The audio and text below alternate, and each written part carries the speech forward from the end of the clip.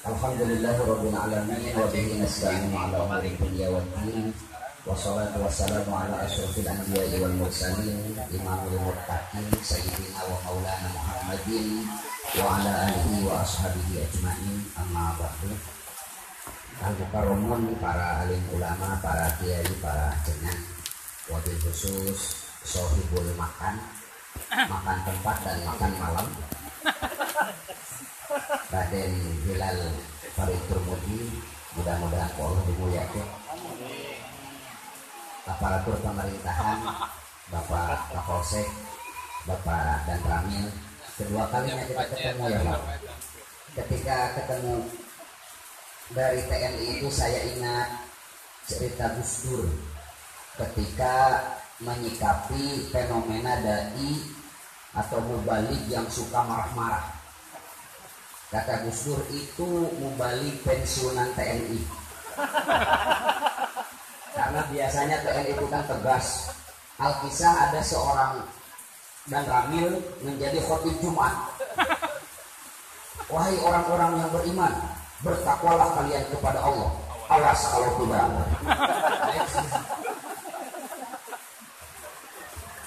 Bapak Kapolsek, Bapak dan Ramil yang saya hormati, Ibu, Bapak, hadirin wal hadirat rahimakumullah.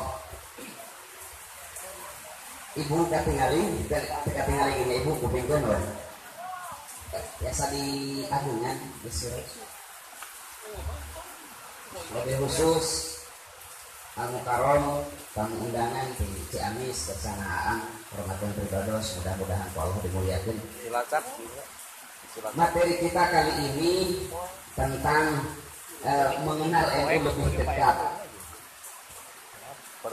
Kita berkumpul di sini, Ibu Bapak, saya teringat ketika Rasulullah Shallallahu Alaihi Wasallam ditanya oleh seorang sahabat, ya Rasul, orang tua saya telah wafat. Kira-kira amal apa yang bisa saya lakukan sebagai wujud bakti saya kepada orang tua yang sudah wafat? Kata baginda Nabi, satu, jangan kering lisanmu dari mendoakan orang tuamu, sebagaimana orang tuamu lisannya tak pernah kering mendoakan dirimu. Kedua, teruskan perbuatan baiknya. Ketiga, raih, wujudkan cita-cita baiknya. Yang keempat adalah muliakan saudara dan teman-temannya. Kita berkumpul di sini, alhamdulillah, mendoakan orang tua kita sudah. Kemudian melanjutkan kebiasaan baik orang tua kita juga sedang kita lakukan. Orang tua ibu bapak kita semua saya yakin adalah ahli majelis taklim, ahli pengawasan, dan juga saya yakin adalah aktivis Nahdlatul Ulama pada masanya. Kita hadir di sini dalam rangka melanjutkan kebiasaan baik orang tua kita. Yang ketiga, mewujudkan cita-cita baiknya. Saya sering mendengar dari Aden bahwa banyak orang tua kita, wabil khusus orang tua Aden, kalau tempat ini dijadikan sebagai manaratul ilm, sebagai mercusuar ilmu pengetahuan agama wabil khusus. Dan alhamdulillah kita sekarang sedang merintis hal itu. Jadi yang harus dilakukan itu adalah merealisasikan cita-cita baik orang tua kita. Kalau cita-cita jelek orang tua kita jangan dilakukan. Misalkan dulu mungkin orang tua siapa berandai-andai, waas indah lamun di Cijulang blok bieu aya hadro kafe. Nah itu gak usah direalisasikan. Yang harus direalisasikan adalah cita-cita baik. Yang keempat adalah memuliakan teman dan saudara-saudaranya. Kadang kita sering menghormati guru orang tua kita, tapi kita lupa menghormati dan memuliakan teman dan saudara orang tua kita. Mudah-mudahan kita hadir di sini bisa merealisasikan 4 poin yang disabdakan oleh baginda Nabi sebagai wujud bakti seorang anak kepada orang tuanya yang sudah wafat. Hadirin rahimakumullah, santai saja ya.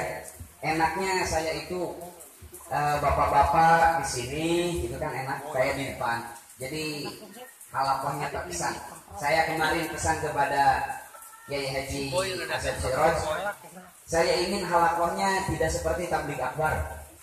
Jadi halakoh itu diambil dari kata halqatu dubrihi mungkin ya.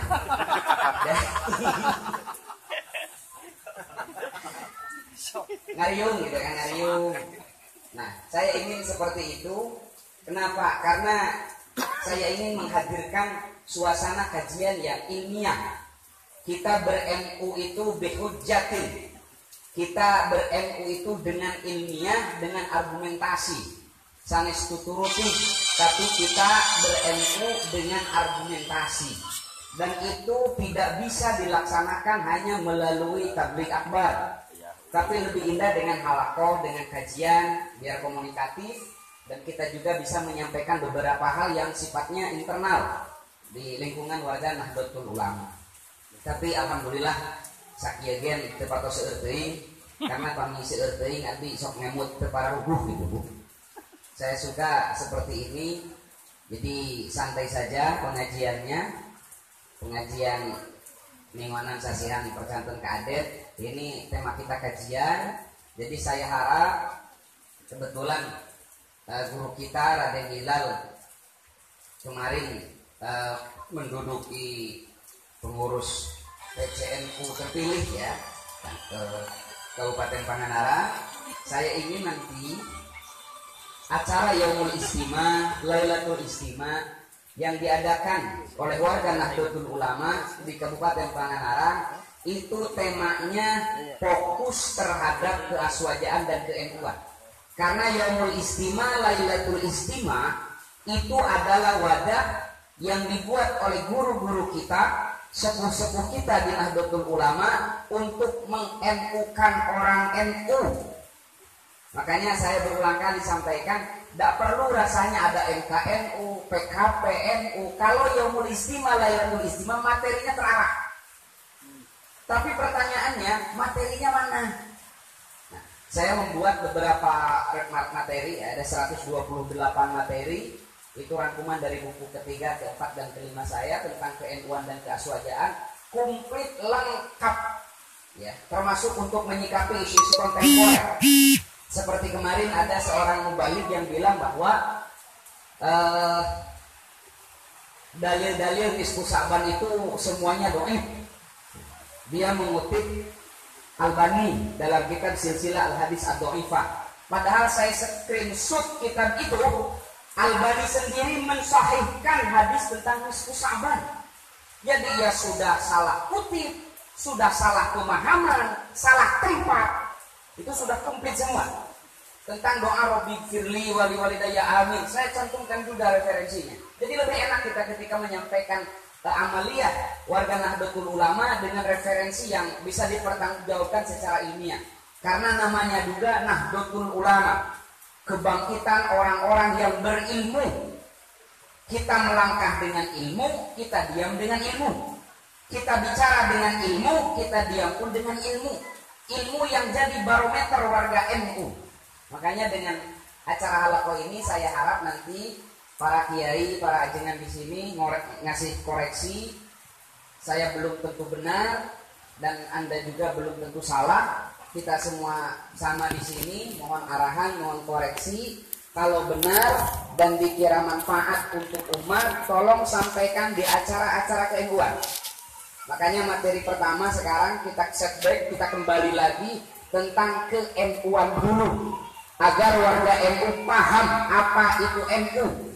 Karena di Kabupaten Tasik, Pak, di Kabupaten Tasik itu legendaris karena ada putra terbaik Tasikmalaya yang menduduki jabatan tertinggi di Nahdlatul Ulama, Raisul Am, pimpinan tertinggi di Nahdlatul Ulama, almarhum al-maghfurlah Kiai Haji Ilyas Ruhiyat, ya, kakaknya yang Kiai sekarang, Rois Surya PCNU Kabupaten sekarang, sesepuh Cipasung, Pak Abun Bunyamin. Karena memang di Tasik itu nama Bunyamin populer. tokoh NU Tasikmalaya baik kabupaten dan kota itu namanya Pak A.E. Bunyamin. Ada Bunyaminnya. Rois Surya Kota Tasikmalaya Abang Bunyamin. Rois Surya PCNU Kabupaten Tasik Abang Bunyamin. Wakil Rois Surya PWNU Bunyamin juga. Abang Bunyamin. Abang Bunyamin. Tapi beda kelas. Termasuk AA namanya juga ada mirip-mirip Yamin gitu kan. Bakso di Yamin. Nama panggilan saya juga Yamin ya di kampung itu singkatan dari Yayan Bunyamin, disingkat Yamin. Tadi Sukama itu singkatan dari Husnul Khotimah gitu. Singkat dari Sukama. Ayo. Nah, hadirin banyak mula kita mulai Nahdlatul Ulama. Nahdlatul Ulama itu apa? Ini sangat sederhana. Saya mulai dengan statement atau pernyataan Hadratus Syekh Kiai Haji Hasyim Asy'ari di dalam Qonun Asasi. Qonun Asasi ini mirip dengan pembukaan Undang-Undang Dasar 1945 bagi konstitusi negara yang kita cintai. Kalau di Nahdlatul Ulama namanya Qonun Asasi. Jadi pidato Kiai Hasyim ketika muktamar NU pertama. Kata beliau, sesungguhnya Jam'iyah NU ini, organisasi NU ini adalah jam'iyah yang memperjuangkan keadilan dan kemaslahatan, membangun kedamaian dan kebajikan untuk seluruh umat. Maka jam'iyah NU ini akan terasa manis di mulut orang-orang yang baik, tetapi terasa menyumbat di kerongkongan orang-orang jahat. Ini luar biasa. Kata Hadratus Syekh, jak mencet bahasa urang tema tekenging galider, tekenging asup angin ketika banyak yang nyinyir terhadap NU. Karena memang kata sang pendiri pun organisasi ini akan manis di kerongkongan orang-orang baik dan akan terasa bengkal menyumbat di kerongkongan orang-orang yang jahat.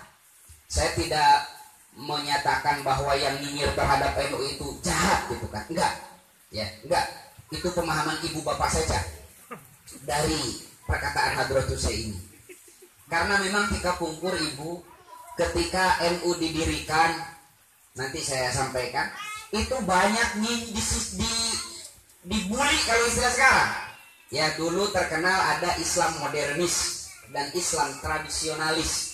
Tapi asal aya nu ngahujatnya, naon Islam modernis, naon Islam tradisionalis, ari pas Islam Nusantara ramena. Padahal teh baheula ya, Islam tradisionalis, Islam modernis. Kemudian Islam abangan, Islam berkemajuan, Islam Cipasu, ngaya Pak. Institut Agama Islam Cipasui. Di Ciamis aya Islam Darussalam komo. Institut Agama Islam Darussalam. Tapi gak ada yang nyinyir. Tapi kenapa ketika NU mengatakan Islam Nusantara dibully habis-habisan? Ya, kemarin ada Islam 212, gak ada yang ngebully itu. Ya, tapi kenapa kalau keluarnya dari Kiai NU pasti dibully? Ketika salah seorang mubalik NU, meskipun secara etika saya juga kurang setuju, tapi secara ilmiah bisa dipertanggungjawabkan. Hanya secara etika saya kurang setuju terhadap ada seorang mubalik NU yang bilang Nabi itu rembesan ketika kecil ya. Nah, lehoan cek bahasa orang teh mah. Dibully habis-habisan, bahkan demo di mana-mana. Tapi ketika ada mubalik non NU yang bilang Nabi pernah sesat, yang bilang bahwa memperingati Maulid Nabi sama dengan memperingati kesesatan Nabi Muhammad, semua bungkam tak bersuara. Tenang. Ya, apa memang seperti itu? Jadi santai saja ibu. Ketika ada yang membuli NU, slow saja. Wa idza khatabahumul jahilun qalu salama, kata Allah. Santai saja, fa innahum la ya'lamun. Karena mereka belum tahu NU itu seperti apa. Oleh karenanya kita akan mencoba mengkaji lebih detail, lebih dekat NU itu seperti apa, NU itu bagaimana, sehingga guru-guru kita, kiai-kiai kita itu mantap dalam ke-NU-annya. Bahkan banyak sekali kiai-kiai jumhur yang mewasiatkan kepada santri-santrinya agar aktif di Nahdlatul Ulama, agar menjadi warga Nahdlatul Ulama. Ini kira-kira NU itu makhluk macam apa? Ya. Ini mukadimah dari Qanun Asasi, nanti materinya bisa di-share. Yang pertama, napak tilas dulu berdirinya NU, biar kita lebih dekat. Saya pernah 3 kali menyampaikan materi ini di Pangandaran, tapi saya yakin hadirin banyak yang lupa. Jadi saya ulang kembali secara sepintas. Sebelum Nahdlatul Ulama berdiri pada hari Kamis Legi tanggal 16 Rajab 1344 Hijriah, yang pada saat itu bertepatan dengan tanggal 31 Januari 1926, para ulama pesantren telah berperan mendirikan beberapa organisasi atau perhimpunan yang akan menjadi cikal bakal Nahdlatul Ulama dengan Kiai Wahab Hasbullah sebagai inisiatornya. Kiai Wahab Hasbullah lahir pada tahun 1888, wafat pada tahun 1971, yang menjadi pahlawan nasional di tambak beras ya. Itu tambak beras sama dengan kampung kelahiran saya, Tambak Baya. Beda seetik. Dengan Arilangan Sari itu mana sanadnya? Seperti Nahdlatul Wathon, Nahdlatul Tujar, dan Taswirul Afkar. Ini penting, wabil khusus ini sebagai kado saya kepada Aden dalam menjalankan roda organisasi menahkodai PCNU Pangandaran. Ini modal ini harus paham gitu. Bagaimana Nahdlatul Ulama itu, pahami dulu sejarah Nahdlatul Ulama biar kita paham langkah-langkah dan strategi kiai-kiai kita dulu dalam menahkodai NU. Yang pertama Nahdlatul Wathon. Ini Kiai Wahabnya. Nahdlatul Wathon yang dimaksud di sini bukan Nahdlatul Wathon yang didirikan oleh Tuan Guru Kiai Haji Muhammad Zainuddin Abdul Majid di Lombok pada tahun 1953, yang sekarang ketua umumnya itu TGB ya. Nah, TGB apa TGB itu? Tuan Guru Bajang. Tuan Guru Bajang ya.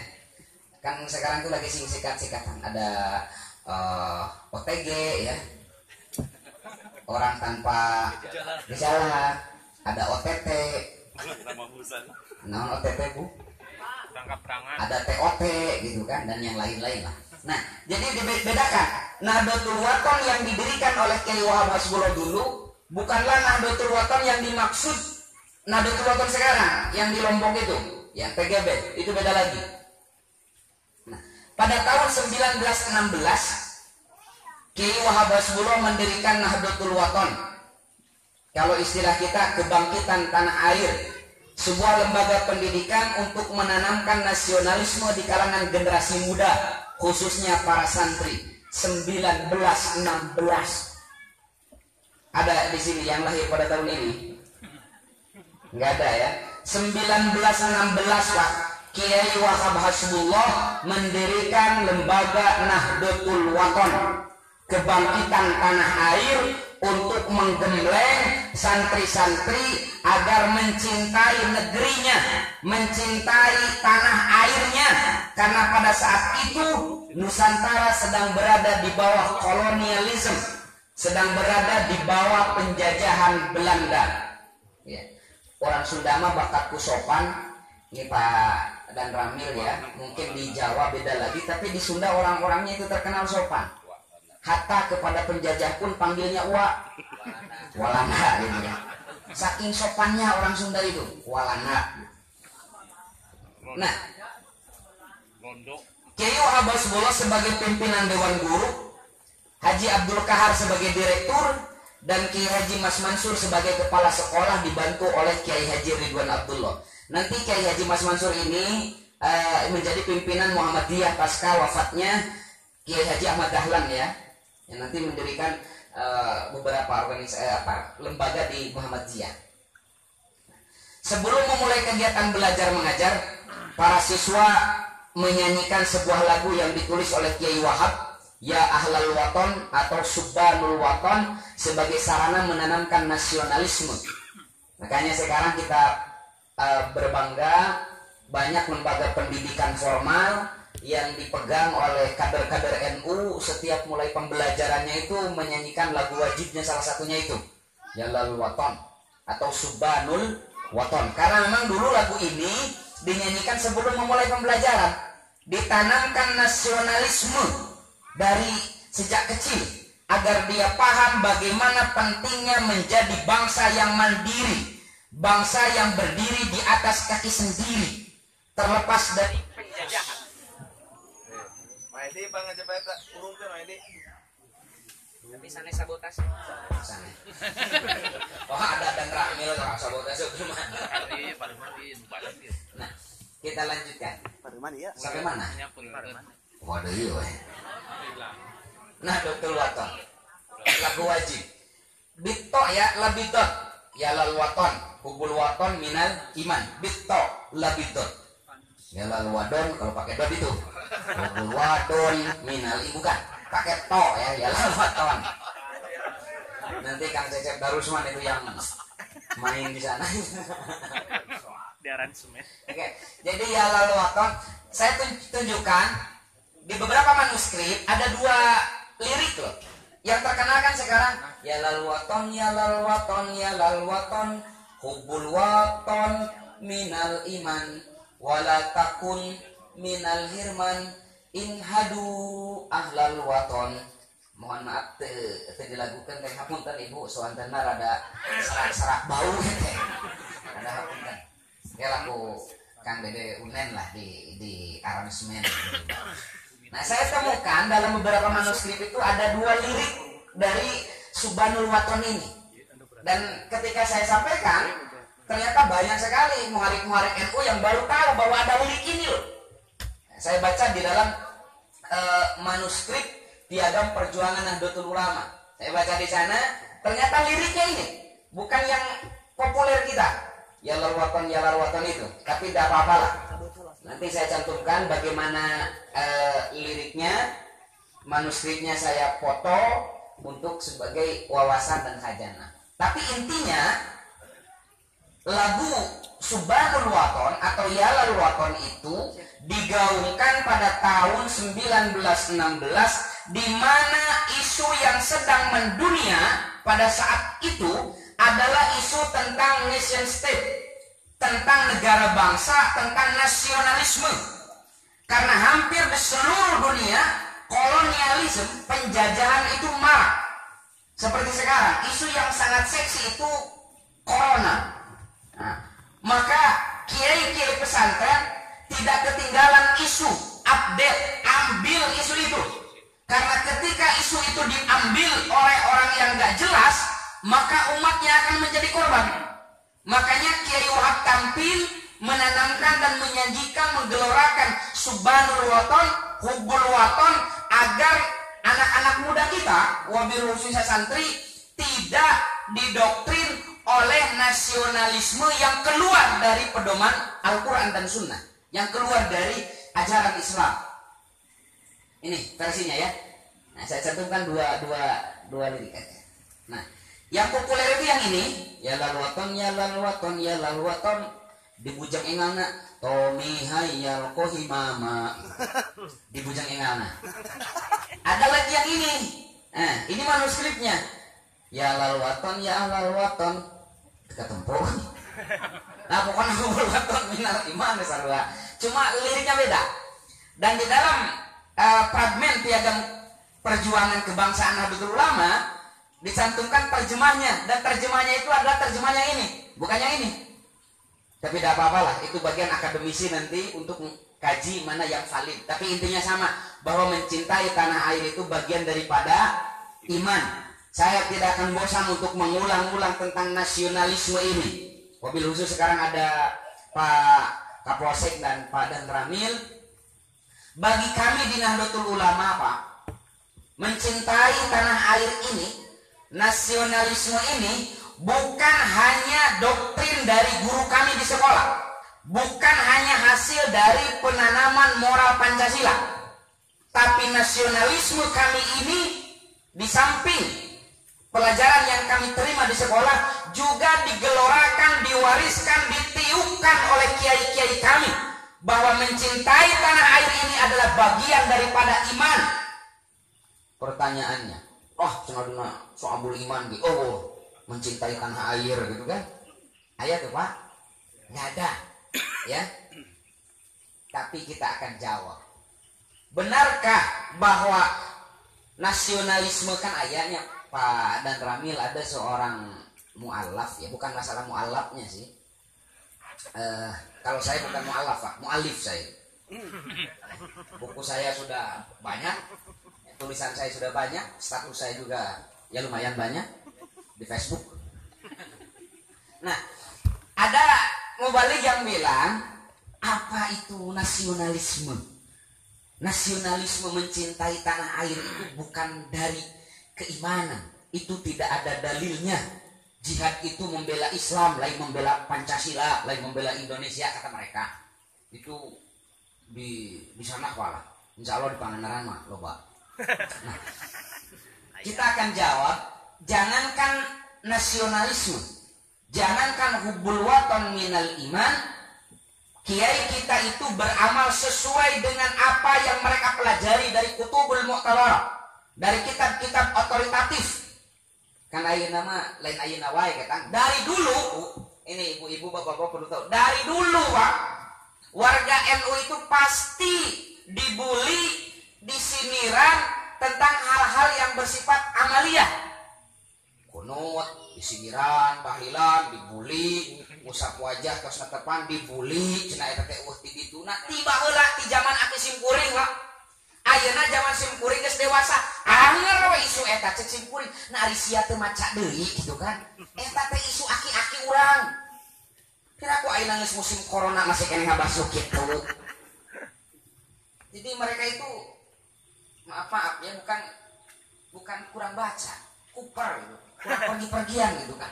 Apa nate eta we maka disindiran teh. Eta dalil muludan cenah dalil nulis busaban. Eta ti zaman aki abdi ibu nu dilontarkeun ku tokoh-tokoh eta ayeuna zaman abdi geus dewasa. Abdi teh arek beger kadua ieu teh. Gusti Roy maka tilu. Isuna teh eta we. Cek simkuringna deui isu, bagaimana atuh isu tentang kebangsaan, isu tentang bagaimana kita mengejar ketertinggalan kita di bidang sains dan teknologi. Itu yang harus dikritisi dari umat ini, bukan ritual yang dulu dikritisi oleh kakek-kakek kita yang memang sudah ada dalilnya. Kan anu maksudna teu nanaon sih ngana naonan, naudzubillahi min dzalik kan aya begitu lin. Mudah teu nanaon sih ngana naonan, kehet lain nanaonan si anu nanaonan mah gitu kan. Musap wajah terus netepan. Gitu kan, pek teh teuing rek musap wajah, rek musap beuteung ge Bu geus salat mah. Tong boro-boro musap wajah, ibu tos netepan assalamualaikum langsung nyepeng HP, meunang ibu. Meunang teu Pak? Tos netepan langsung ngarokok meunang teu? Aya dalil tos netepan langsung ngarokok? Gak ada tapi biasa. Tapi kenapa ketika selesai salat mengusap wajah jadi rame? Nu ulah soteng pas salat usap beungeut batur eta nu ulah mah. Assalamualaikum warahmatullahi. Eta ulah mah. Ari usap pamun teu nyali ku anjeun mah mangga. Cenah aya dalilna aya, cenah aya mubalik menyebutkeun teu aya dalilna can apaleun. Hadisnya diriwayatkan oleh Imam Abu Daud. Hadisnya hasan. Ya. Karena hadis itu kan bermacam-macam. Aya sahih itu dina kualitas, aya sahih, hasan, aya dhaif. Itu dina kualitas, belum lagi di dalam jumlah perawinya. Aya masyhur, aziz, ahad, gharib, banyaklah ya hadis teh. Ya. Nah, hadis riwayat Abu Daud menyampaikan bahwa setelah selesai sholat, baginda Nabi mengusap ubun-ubunnya. Dikala yang lain baginda Nabi mengusap wajahnya. Jadi kadang nyampi ubun-ubun terus depan teh kadang usap pameunte bari ngadoa asyhadu alla ilaha illa huwa rahmanur rahim Allahumma dzhib anniyal hamma wal hazan. Mirip dengan apa yang diajarkan oleh kiai-kiai kita. Nawawi hadis ieu aya dina Al-Adhkar An-Nawawi ya. Dalam Al-Adhkar Nawawi ada bahkan kalau afdalnya itu mengusap wajah setelah sholat mengusap ubun-ubun lalu turun ke wajah. Bade ubun-ubun mungkul mangga, bade pameunteun mungkul mangga. Anu langkung afdal ngusap ubun-ubun lajeng lungsur kana pameunteun mangga. Jadi kudu sunat ulah ieu. Assalamualaikum warahmatullahi wabarakatuh. Assalamualaikum warahmatullahi wabarakatuh. Ulah ya. Kalau kita mau beramal ya sesuai sunnah. Nah, tentang nasionalisme, tentang hubul waton